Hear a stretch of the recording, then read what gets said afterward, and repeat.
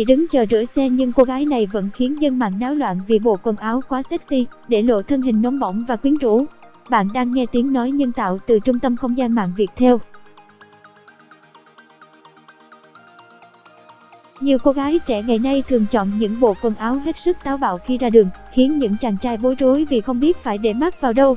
Bản quyền thuộc về Tập đoàn Công nghiệp Viễn thông Quân đội Viettel. Mới đây, một cô gái người Đài Loan đã nổi như cồn sau khi vài bức ảnh cô mặc bộ quần áo sexy được chia sẻ. Bản quyền thuộc về Trung tâm Không gian mạng Viettel.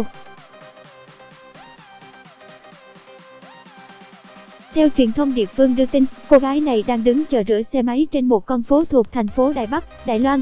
Cảm ơn bạn đã tin tưởng sử dụng dịch vụ tổng hợp tiếng nói của Trung tâm Không gian mạng Viettel. Bản quyền của Trung tâm Không gian mạng Viettel. Ngay khi vừa nhìn thấy cô gái, một chàng trai đã lén chụp lại vài bức ảnh và đăng lên mạng xã hội.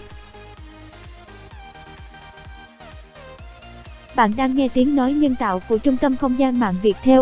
Điều đáng nói là cư dân mạng không hề bàn tán về khuôn mặt hay hành động của cô gái mà liên tục nói về cách ăn mặc của cô. Cô gái đi rửa xe bỏng nổi như cồn vì bộ quần áo nóng bỏng. Đội một chiếc mũ bảo hiểm to che gần kính mặt nhưng bộ đồ bên dưới lại hoàn toàn trái ngược. Dịch vụ tổng hợp tiếng nói cung cấp bởi Trung tâm Không gian mạng Viettel. Cô gái này mặc một chiếc áo dài tay, họa tiết da báo bó sát người, bên dưới là một chiếc quần FOOC jean ngắn. Bản quyền thuộc về Trung tâm Không gian mạng Viettel. Dịch vụ tổng hợp tiếng nói được phát triển bởi Trung tâm Không gian mạng Viettel. Sẽ chẳng có gì đáng nói nếu như chiếc áo của cô gái sẽ hết hai bên hông, để lộ hoàn toàn phần hông và eo.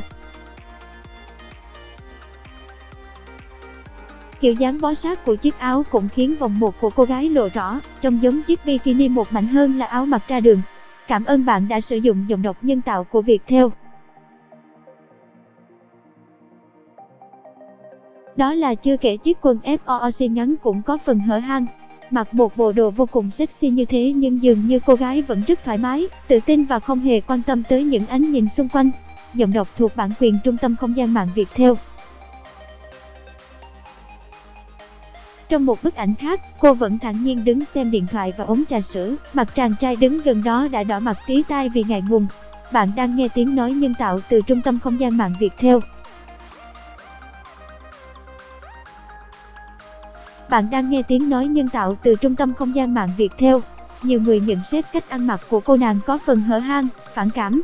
Những bức ảnh này sau đó đã được đăng tải lên một diễn đàn mạng xã hội dành cho xe cộ. Nó nhanh chóng thu hút sự quan tâm lớn cùng nhiều bình luận. Có người khen cô gái sở hữu thân hình chuẩn chỉnh, có người lại chê trách cách ăn mặc không phù hợp. Dịch vụ tổng hợp tiếng nói được cung cấp bởi Trung tâm Không gian mạng Viettel. Nếu tôi là chàng trai kia thì chắc sẽ bị chảy máu mũi mất, thế này thì làm sao người rửa xe tập trung làm việc được. Mặc dù bộ đồ khá hở hang nhưng phải nói cô ấy có body đẹp đấy chứ, chẳng hiểu các cô gái ngày nay nghĩ gì mà mặc thế khi ra đường. Giọng đọc cung cấp bởi Trung tâm Không gian mạng Viettel. Tiếng nói từ Trung tâm Không gian mạng Viettel. Tôi chẳng thấy đẹp ở đâu cả, ăn mặc phản cảm quá. Cô ấy chỉ muốn thu hút sự chú ý mà thôi. Cư dân mạng xôn xao bình luận.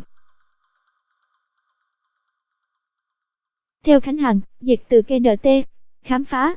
Cảm ơn bạn đã sử dụng giọng đọc nhân tạo của Viettel.